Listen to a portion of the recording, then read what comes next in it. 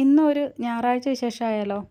അപ്പോൾ രാവിലെ എഴുന്നേറ്റ് ചായയൊക്കെ ഇട്ടു കുടിച്ചിട്ട് കുറച്ച് സമയം ഇരുന്നിട്ട് ഇന്നത്തെ കാപ്പിക്ക് പുട്ടാണ് ഉണ്ടാക്കിയത്. ഗോതമ്പ് പുട്ടാണ്. കുറച്ച് നാളായിട്ട് ഞാനിപ്പോൾ ഇങ്ങനെയാണ് പുട്ടുണ്ടാക്കി എടുക്കുന്നത്. ഇഡ്ഡലി കൂട്ടത്തിനകത്ത് വെച്ചിട്ടാണ്. മറ്റേത് കുറ്റിയിലായിരുന്നു, ഒരുപാട് സമയം എടുക്കും. അതുകൊണ്ടെല്ലാം കൂടെ തട്ടിക്കുട്ടി ഇതിനകത്ത് തന്നെ വയ്ക്കും.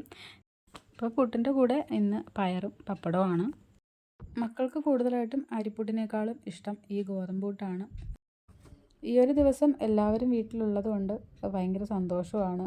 ഇത്തിരി നേരമൊക്കെ ഇരുന്ന് വർത്തമാനം പറയാനായാലും കുറച്ച് സമയം കൂടെ കിടന്ന് ഉറങ്ങാനൊക്കെ പറ്റും. അപ്പോൾ രണ്ടുപേരും എഴുന്നേറ്റിട്ട് കുറച്ച് സമയം ടി വിയൊക്കെ കണ്ട് അങ്ങനെ ഇരിക്കുകയായിരുന്നു.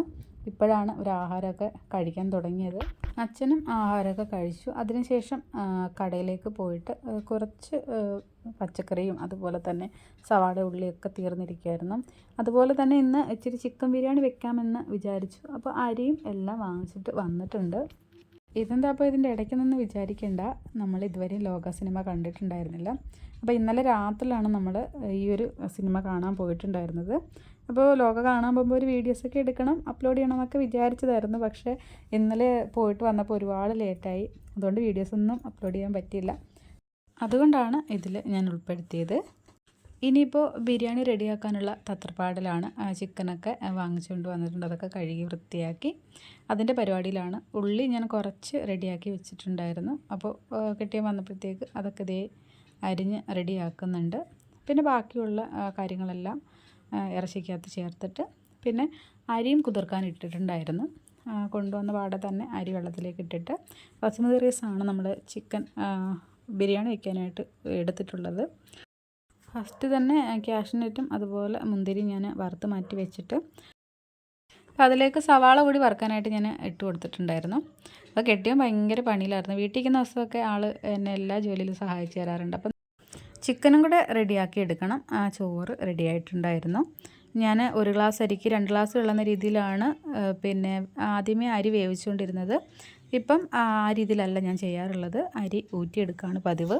അപ്പോൾ ഇനിയിപ്പോൾ പപ്പടം കൂടി പൊള്ളിക്കണം. അതുപോലെ സലാഡിന് വേണ്ടിയിട്ട് സവാള എല്ലാം റെഡിയാക്കി വെച്ചിട്ടുണ്ട്. അപ്പോൾ ഇതേ പെങ്ങളുടെ മോൻ വന്നിട്ടുണ്ടായിരുന്നു. അപ്പോൾ ആളുടെ വണ്ടിക്ക് എന്തൊക്കെയോ പണികളുണ്ടായിരുന്നു. അതേക്കുറിച്ചുള്ള ചർച്ചകളാണ്. എനിക്ക് പിന്നെ ഈ വണ്ടിയെക്കുറിച്ച് വലിയ പിടുത്തമൊന്നുമില്ല. അതുകൊണ്ട് ഞാനിങ്ങ് കയറിപ്പോയിരുന്നു. പിന്നെ കുറച്ച് പാത്രങ്ങളുള്ളത് കഴുകി അടുക്കളയ്ക്കൊന്ന് വൃത്തിയാക്കി കുറച്ച് 2-3 തുണികൾ മാത്രമുള്ളത് ഒന്ന് കുതിർത്തും വെച്ചു. അപ്പോൾ ചിക്കനൊക്കെ ഏകദേശം വെന്തിട്ടുണ്ട്. അപ്പോൾ ചോറ് അതിലേക്ക് ഇട്ട് കൊടുത്തിട്ട് ഇനി അതിൻ്റെ പരിപാടികളിലേക്കാണ് പോകുന്നത്. ഞാൻ ബിരിയാണി വയ്ക്കാൻ അത്ര വലിയ എക്സ്പെർട്ടൊന്നും അല്ല കേട്ടോ. 2-3 തവണ വെച്ചിട്ടുണ്ട്. ചിലപ്പോൾ റെഡിയാവും, ചിലപ്പോൾ റെഡിയാവത്തില്ല. എപ്പോഴും ഒരുപോലൊന്നും അല്ല കേട്ടോ. എപ്പോഴും പെർഫെക്റ്റ് ആണെന്നും പറയാനൊന്നും പറ്റത്തില്ല. ചില സമയത്തൊക്കെ വെച്ചാൽ നല്ല രീതിയിൽ റെഡിയാവും, ചില സമയത്ത് ഒട്ടും റെഡിയാവത്തുമില്ല. അപ്പോൾ ഇത് ബിരിയാണിയുടെ കാര്യങ്ങളൊക്കെ ഏകദേശം റെഡി ആയിട്ടുണ്ട്. അപ്പോൾ ഇനി പപ്പടവും കൂടെ വറുത്തെടുത്താൽ മതി. അടുക്കളയിലെ ജോലികളൊക്കെ ഏകദേശം ഒതുങ്ങിയിട്ടുണ്ടായിരുന്നു. അപ്പോൾ കുറച്ച് സമയം ടി വിയൊക്കെ കണ്ട് ഇരുന്നതിന് ശേഷം ഒരു 12:30 ആയപ്പോഴേക്കും നമുക്ക് കഴിക്കാമെന്ന് വിചാരിച്ചിട്ട് ഇല വെട്ടാനായിട്ട് വന്നിട്ടുണ്ടായിരുന്നു. ഇലയാകുമ്പോൾ ഒരുപാട് പാത്രങ്ങളും കഴുകണ്ട, ജോലിക്കുറവും ഉണ്ട്. പിന്നെ എല്ലാവരും കൂടെ ഇലയിട്ടൊക്കെ ഇരുന്ന് കഴിക്കുമ്പോൾ അതൊരു പ്രത്യേക സന്തോഷമാണ്. അപ്പോൾ ആഹാരമൊക്കെ കഴിച്ചിട്ട് കുറച്ച് സമയം ഇരുന്ന് അതിന് ശേഷം ഞങ്ങൾ നേരെ വന്നത് പെങ്ങളുടെ വീട്ടിലേക്കാണ്. അപ്പോൾ അവിടുത്തെ ഇന്നത്തെ സ്പെഷ്യൽ കരിമീനാണ് കേട്ടോ. ഇതുപോലെ ഇലയിൽ വെച്ചിട്ട് വറുത്തെടുത്തതാണ്. അതിൻ്റെ ഒരു മൽപ്പിടുത്തമാണ് നിങ്ങളിവിടെ കണ്ടുകൊണ്ടിരിക്കുന്നത്. അപ്പോൾ ഫസ്റ്റ് ഞാൻ ഓർത്തില്ല വീഡിയോ എടുക്കുന്ന കാര്യം കേട്ടോ. കുറേ കഴിഞ്ഞിട്ടാണ് പിന്നെ ഞാൻ ഓർത്തൊരു വീഡിയോ എന്തായാലും എടുക്കാം, വീഡിയോസ് എന്തായാലും പോസ്റ്റ് ചെയ്യുമല്ലോ, അപ്പോൾ ഇതുകൂടെ ഉൾപ്പെടുത്താമെന്ന് വിചാരിച്ചിട്ട്. മിക്ക ദിവസങ്ങളിൽ നമ്മൾ ഇവിടേക്ക് വരാറുണ്ട്. അപ്പോൾ എല്ലാവരും ഒരുമിച്ചിരുന്ന് ആഹാരമൊക്കെ കഴിക്കുന്നത് ഒരു പാത്രത്തിൽ ഇച്ചിരി ചോറും എടുത്തിട്ടുണ്ട്. പിന്നെ മോരും അയലക്കറിയും ഒക്കെ ഉണ്ട്, തോരനൊക്കെ ഉണ്ടായിരുന്നു. അപ്പോൾ ബിരിയാണി കഴിച്ചതേ ഉള്ളൂ, അതുകൊണ്ട് മീൻ മാത്രമേ തൊട്ടിട്ടുള്ളൂ, ചോറ് കഴിച്ചില്ല.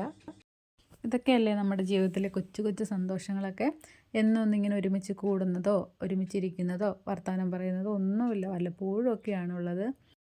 ഇടയ്ക്ക് നമ്മൾ ഇവിടേക്ക് വരും, ഒരുമിച്ച് ചിലപ്പോൾ ആഹാരം ഉണ്ടാക്കും, ഒരുമിച്ചിരുന്ന് കഴിക്കും.